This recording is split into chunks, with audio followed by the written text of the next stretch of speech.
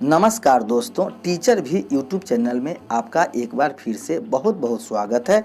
आपने अभी तक इस चैनल को सब्सक्राइब नहीं किए हैं तो लाल रंग का बटन दबाकर चैनल को सब्सक्राइब कर लें और बगल के घंटा बजा दें ताकि इस चैनल पर जो वीडियो अपलोड हो वह सबसे पहले आप तक पहुंचे। हाँ दोस्तों, लाइक करना नहीं भूलेंगे क्योंकि आपके लाइक करने से ही हमारे मेहनत का फल मिलता है। हाँ दोस्तों, शिक्षक एवं शिक्षा जगत से सभी प्रकार के खबरों के लिए आप हमारे वेबसाइट www.teacherv.com पर जाकर प्राप्त कर सकते हैं, डाउनलोड कर सकते हैं। तो आइए जानते हैं इस वक्त की सबसे बड़ी खबर क्या आ रही है।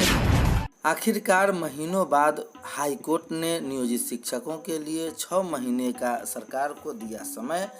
कहा, पटना हाईकोर्ट ने गुरुवार को राज्य के माध्यमिक एवं उच्च माध्यमिक विद्यालयों में कॉमर्स विषय के शिक्षकों की बहाली के मामले पर सुनवाई की। न्यायाधीश अनिल कुमार उपाध्याय की एकल पीठ ने मोहम्मद अफरोज एवं अन्य की याचिकाओं पर सुनवाई करते हुए 6 महीने के अंदर कॉमर्स विषय के शिक्षकों की रिक्तियां तय कर बहाली प्रक्रिया पूरा करने का निर्देश दिया है। याचिकाकर्ताओं की ओर से अधिवक्ता दीनू कुमार ने कोर्ट को बताया कि माध्यमिक एवं उच्च माध्यमिक स्कूल में कॉमर्स शिक्षकों के लगभग 1300 पद रिक्त हैं, जिसे राज्य सरकार ने अपने हलफनामा में स्वीकार किया है। अदालत ने राज्य सरकार को निर्देश दिया है कि 3 माह में कॉमर्स शिक्षकों की रिक्तियां को तय करे, इसके बाद STET की परीक्षा आयोजित करे।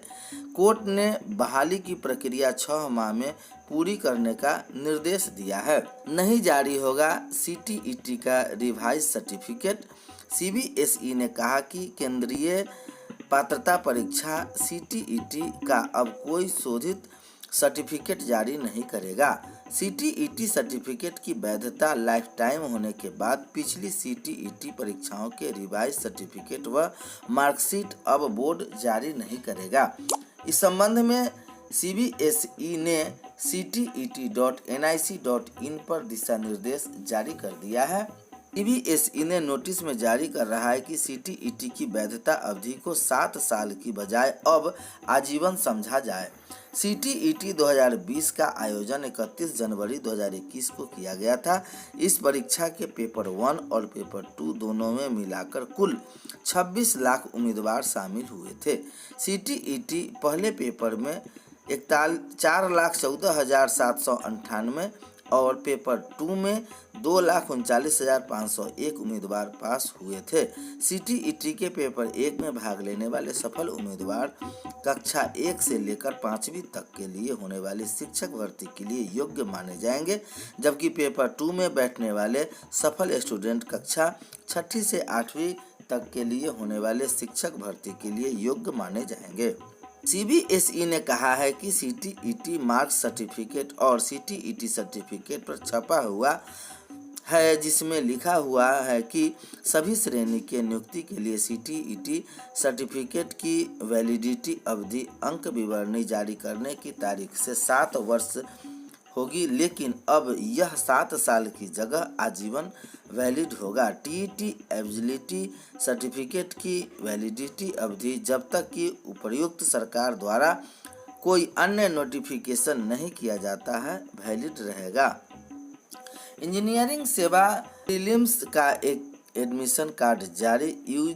UPSE ने गुरुवार को UPSE इंजीनियरिंग सेवा परीक्षा ESE प्रीलिम्स 2021 का एडमिट कार्ड जारी कर दिया। एडमिट कार्ड वेबसाइट upsc.gov.in पर जाकर डाउनलोड कर सकते हैं। UPSE ESE प्रीलिम्स परीक्षा देश भर में 18 जुलाई को आयोजित की जाएगी। उम्मीदवारों को परीक्षा में उपस्थित होने के लिए प्रवेश पत्र का प्रिंट आउट, पहचान प्रमाण पत्र ऑनलाइन आवेदन में दर्ज से Aadhaar card, voter card, PAN card, passport, driving licence के साथ परीक्षा केंद्र पर आना होगा। बच्चों की पहली किताब और दोस्त होते हैं खिलौने। इस तरह बच्चे की पहली पाठशाला अगर परिवार होता है, वैसे ही उनकी पहली किताब और पहले दोस्त के खिलौने होते हैं। समाज के साथ बच्चे का पहला पसंद इन्हीं खिलौने के माध्यम से होता है। गुरुवार को आयोजित टाइकैथॉन 2021 के दौरान PM मोदी ने यह बात कही थी।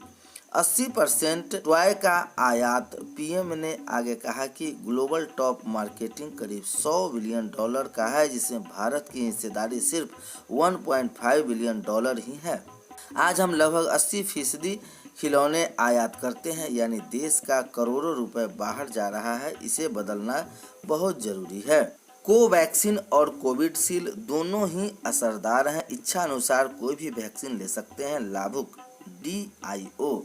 कोविशील्ड की दूसरी डोज 12 सप्ताह बाद और कोवैक्सीन की दूसरी डोज 4 सप्ताह बाद लेना अनिवार्य होता है।